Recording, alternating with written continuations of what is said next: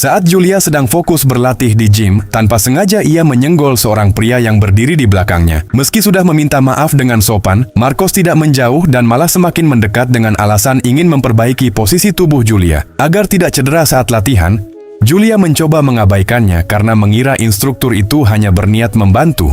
Namun sikap Marcos perlahan mulai melewati batas dan membuatnya merasa tidak nyaman. Merasa terpojok, Julia memanggil kekasihnya, Ricardo, berharap mendapat perlindungan. Tetapi saat melihat ada pria lain di sana, Marcos langsung berpura-pura tidak bersalah.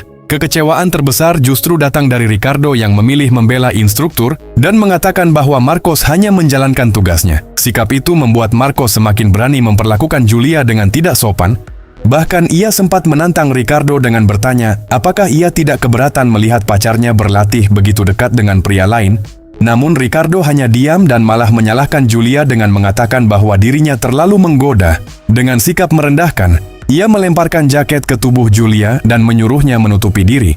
Terluka dan merasa sendirian, Julia akhirnya mendapat dukungan dari Beatrice, seorang wanita lain di gym yang ternyata pernah mengalami perlakuan serupa dari Marcos. Berkat dorongan dan dukungan Beatrice, Julia kembali menemukan keberaniannya dan memutuskan untuk tidak lagi menjadi korban. Saat Marcos lengah di area alat beban, Julia mengambil tindakan dan membuat alat tersebut menjepit instruktur itu.